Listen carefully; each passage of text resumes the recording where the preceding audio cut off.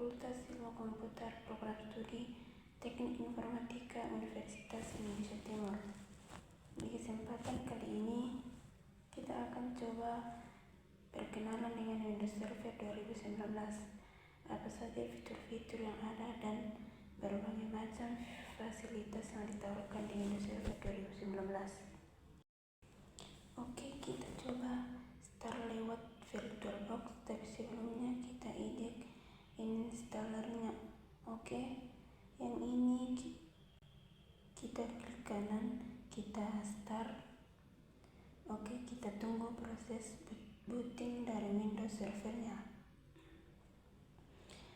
Oke, saya perbesar dulu. Sekarang kita login password yang kemarin sudah kita buat. Kita sudah login dan setiap kali kita baru login Windows Server, Windows akan membuat server manager. Di server manager pada pop-up ini informasi di sini Tree Manager with Windows Center. Jadi ada namanya Windows Admin Center. Windows Admin Center ini adalah pusat administrasi untuk Windows Server. Ini kita tutup saja. Di sini ada yang disebut dengan dashboard dari server manager. Kalau kita klik di sini ada server manager. Di sini ada dashboard. Nah, ini kalau klik panah, di sini ada dashboard local server, all server files and storage service. Ini sebuah tampilan.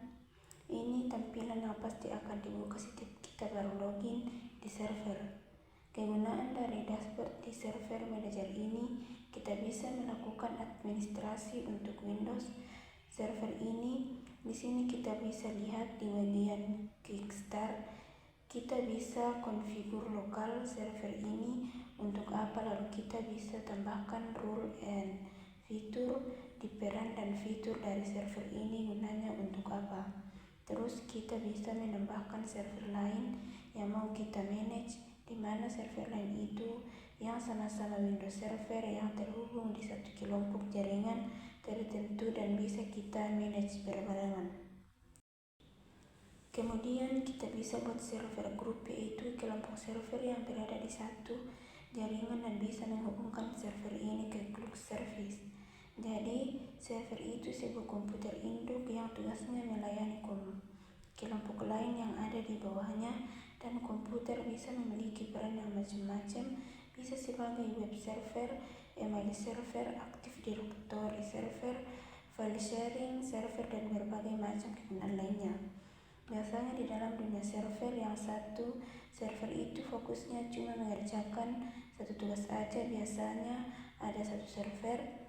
Server inilah kita bisa konfigur sebagai server Active Directory yang tugasnya di email, tidak menangani server meskipun bisa juga, tapi itu akan membebani kinerja server. Oke, kemudian di sini ada menu lagi di sebelah manage. Di menu manage ini ada beberapa sub menu lagi, ada add rules. Kita bisa menambahkan peran dan fitur dari server ini untuk apa. Kalau kita klik, kita lihat ada informasi di sini. Kita bisa nambahin berbagai macam fitur, namun sebelumnya kita disarankan untuk akun administrator ini harus punya password yang kuat. Artinya password yang nggak gampang ditebak orang. Terus pastikan IP-nya ini statis, bukan DHCP, dan Windows Server ini harus selalu up to date karena yang namanya Windows Server itu harus berkembang teknologinya untuk meningkatkan performa dan meningkatkan level security-nya sehingga nggak gampang dijebol oleh hacker atau orang-orang yang tidak bertanggung jawab. Oke, kemudian kalau kita klik next, nah ini kita bisa pilih nih mau rules based or fitur atau remote installation. Jadi tipenya ini rule based installation atau instalasi with remote. Kalau kita klik next lagi, nah di sini dia akan ada pilihan lagi. Saya nggak akan bahas lanjut. Saya nggak akan menambahkan rule di sini. Sebelum masuk ke sana, ini saya cancel dulu. Ya, itulah salah satu kegunaannya. Bahkan kita bisa hapus role and fiturnya. Misalnya ini fiturnya sebagai Active Directory, kita mau ganti, kita bisa ganti ke rules yang lain atau peran yang lain. Perannya misalnya dia sebenarnya ini Active Directory, tapi kita mau ubah perannya jadi file sharing. Oke, kita bisa remove aja perannya di sini. Kita bisa klik next. Misalnya ada perannya di sini sebagai apa, kita bisa remove. Kemudian add server, kita bisa tambahkan server lain. Jadi ada server lain yang bisa terhubung ke server ini juga. Oke, kemudian ada create server group. Kita bisa membuat grup server, misalnya servernya lebih dari 1, mungkin 2, 3, atau 4. Kita grupkan server itu, kita kelompokkan menjadi 1 kelompok tertentu yang memiliki tugas tertentu, sehingga server kerjanya jadi lebih fokus dan lebih mudah di manage. Oke, kemudian ada lagi server manager properties. Server manager properties ini adalah sebuah fitur untuk merefresh server lain setiap beberapa menit. Jadi server lain kan bekerjanya terus-terusan 24 jam, nggak berhenti setiap saat. Mungkin ada fitur baru, update baru, atau beberapa tambahan aplikasi lain. Nah, dia akan merefresh atau mengupdate server. Itulah jadi kinerjanya bisa kita pantau terus-terusan. Oke, kita klik cancel aja. Kemudian di tools ini sangat penting banget, kita harus tahu. Tools ini adalah alat-alat atau fitur-fitur dari sistem server ini untuk menunjang kinerjanya supaya lebih baik. Lalu ada contohnya sistem information task scheduler. Kita bisa menggunakan fitur-fitur Windows ini untuk meningkatkan performa, bahkan menjalankan tugas tertentu sesuai dengan kegunaannya. Kemudian ada view. Nah, view ini merupakan tampilan mau 75%, 100%, atau 125%. Kemudian help. Nah, ini help kalau misalnya Anda mau panduan tentang Windows Server ini atau manualnya. Ya, silakan klik di sini Software Manager.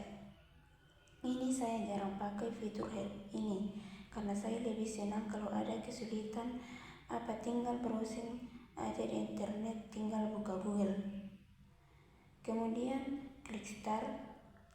Di sini ada beberapa aplikasi dan fitur-fitur Windows yang bisa kita gunakan. Ada Internet Explorer dan Notepad. Ada pen terus dan remote desktop connection. Lalu ada snapping tool buat ngambil tampilan. Ada WordPad, kemudian ada Windows Admission to Administration Tools. Nah, seperti tools yang ada di sini, ada komponen service komputer manajemen. Contohnya kalau kita buka, ya ini kita bisa lihat hardware yang terinstall ini apa aja di Windows ini. Kemudian klik di disk manajemen, kita bisa lihat ada satu hard disk ukurannya 25 GB. Ada 2 partisi, yang satu 500 MB, sisanya 24 GB, dan ada CD-ROM. Di sini tampilan server ada menu-menu seperti ini, ya kita bisa akses dengan mudah. Di sini di tools, nah ini penting banget. Saya nggak akan jelasin satu persatu, mungkin dari beberapa dari Anda udah kenal lah. Kayak ODBC ini buat apa, ini buat database, kemudian manajemen. Mungkin ada server yang kita gunakan yang terhubung ke printer dan untuk bisa nyetak sesuatu ke printer. Lalu ada sistem configuration. Nah, ini sistem configuration. Nah, kita bisa lihat, kita bisa ubah konfigurasi booting lalu service apa saja yang berjalan. Kalau mau lihat service kayak paling gampang ya, di Windows kita jalankan run. Di sini kemudian kita ketik service.msc. Nah, ini servisnya Windows yang lagi berjalan. Kalau Anda sering otak-atik sistem Windows, Anda pasti kenal yang namanya service.msc. Nah, ini beberapa service yang berjalan di Windows. Dia mungkin sedang running, kemudian startupnya apa. Jadi service ini penting banget ya. Ini service default, beberapa default service yang berjalan ketika Windows baru dinyalakan. Di sini kita bisa lihat lebih lanjut. Nah, ini kayak ActiveX. Active ini apa kita mau tahu? Ya, double klik aja di sini. ActiveX ini nama sebuah server, terus display name namanya apa gitu yang ditampilkan. Kemudian description ini gunanya apa? Silakan Anda baca di sini kalau Anda mau tahu. Oke, contohnya di sini ActiveX ini dia statusnya apa, jadi kita nggak jalan terus. Startupnya manual artinya dia tidak langsung berjalan, tidak otomatis berjalan saat Windows dinyalakan, jadi kita harus start secara manual. Klik start, di sini baru dia akan berjalan. Beda sama yang background test infrastruktur service, ini dia akan berjalan setiap patrols baru dinyalakan. Di sini automatic readout kita tidak bisa otak-atik karena dia udah aturan sistem dari Windows sendiri. Bahkan background test infrastruktur service ini wajib berjalan sehingga dia statusnya running. Di sini seperti best filtering, again ini dia berjalan pada saat Windows baru dinyalakan dan tidak bisa dihentikan karena ini wajib berjalan. Kita bisa lihat beberapa service di bawah ini seperti cryptographic service. Service ini startupnya otomatis, artinya dia pasti berjalan saat Windows baru dinyalakan dan statusnya running, sedang berjalan. Kalau mau stop ya bisa, tapi saya nggak akan stop itu karena ini penting. Bisa lihat sendiri sini beberapa service yang berjalan di Windows. Oke, kemudian apalagi ya, register editor ini. Hati-hati main register ini.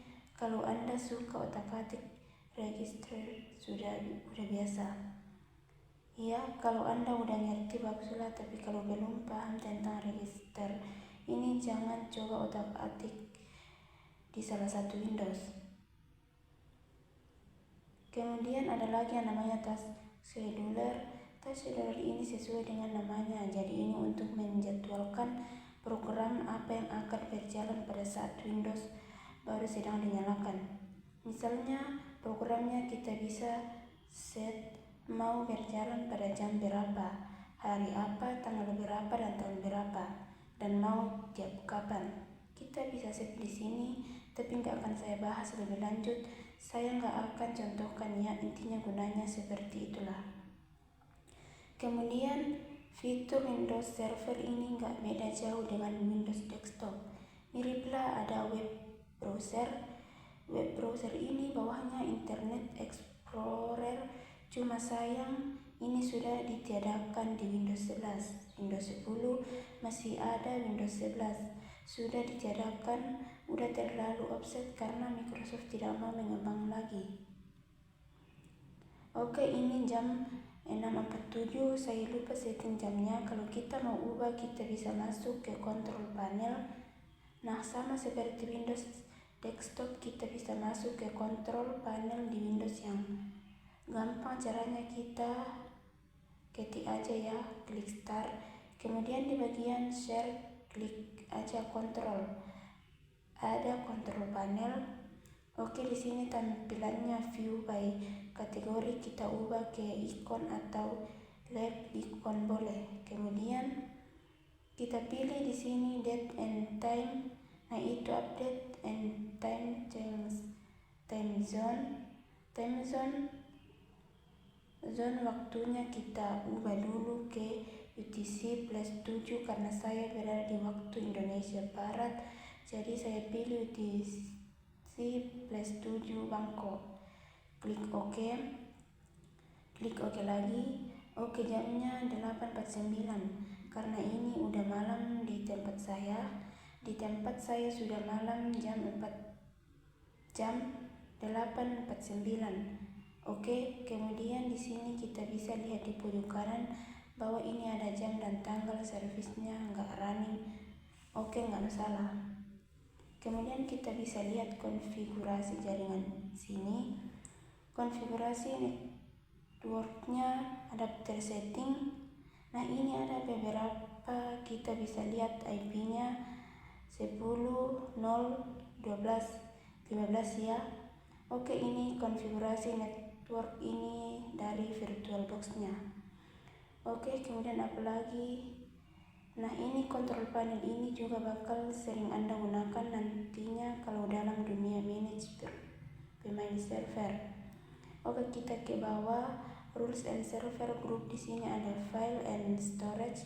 Server ini sel-sel satu server bawaan dari Windows Server. Kemudian di bagian local server ini kok merah ya? Merah ini peringatan, berarti kita bisa klik di sini. Kenapa merah? Nah, ini ada service yang gak jalan di sini.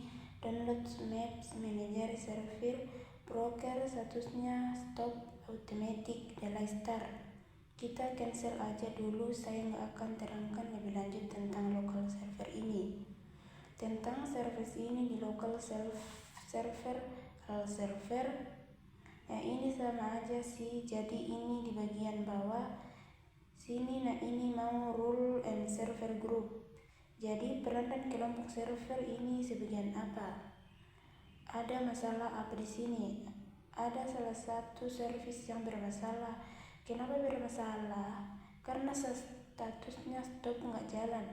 Jadi diharapkan berjalan sebenarnya. Nah, ini stop. Sama aja sih, yang local server sama yang al server. Local server artinya untuk server.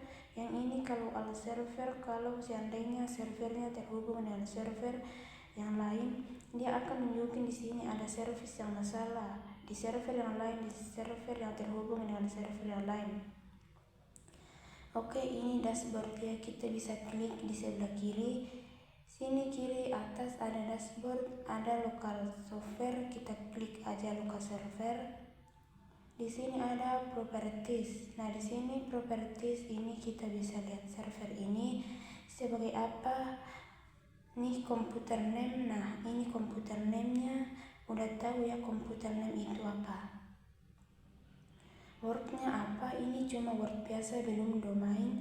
Kemudian Windows Super, firewall-nya nyala, artinya dia belum diinstal update, sama sekali belum pernah diinstal ya, karena baru diinstal.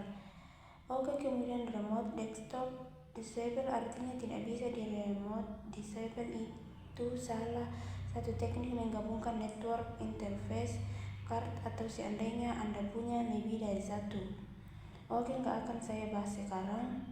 Oke, Ethernet statusnya IP version 4, TCP/IP version 6. Di enable informasi pertambahan berikutnya, versi OS-nya Windows Server 2019. Data center evaluation, prosesornya AMD Ryzen 560006, skor prosesor, RAM-nya berapa, total hard disk-nya, di space-nya ada berapa. Ini bisa kita lihat kalau al server ya. Sama aja sih. Ya, sama aja sih. Dan local server nggak sama ya. Kalau al server itu artinya semua server yang terhubung dengan server ini, informasinya bisa kita lihat di sini. Cuma ini satu server doang. Oke, kemudian di sini kita bisa lihat. Oke. Nah, kalau kita klik di sini ada informasi file dan storage service-nya. Server yang kita pakai ini apa? Di sini kemudian volume. Nah, ini informasi dari media penyimpanan yang ada di server ini. Kita bisa lihat di klik volume. Di sini al volume ada 2 totalnya, 2 partisi yang sistem sama tempat Windows terinstall. Kemudian disk, kita lihat ada beberapa disk yang terpasang di server ini. Di sini cuma satu storage full. Storage full ini salah satu fitur untuk manajemen storage ya. Manajemen media penyimpanan di server. Ada server tertentu yang punya hard disk yang terpasang mungkin bisa lebih dari 2 giga bahkan 4 ya, biasanya dibuat menyimpan data yang sangat besar ukurannya. Biasanya server file sharing atau server database. Kita bisa manage media penyimpanan. Gimana caranya manajemen itu supaya data yang tersimpan itu teratur penyimpanannya? Oke, itu nggak akan saya bahas lebih lanjut di sini. Cuma pengenalan fitur-fitur dari Windows Server aja ya. Jadi yang paling penting kita masuk ke server manager, kemudian dashboardnya kita bisa lihat informasi servernya apa.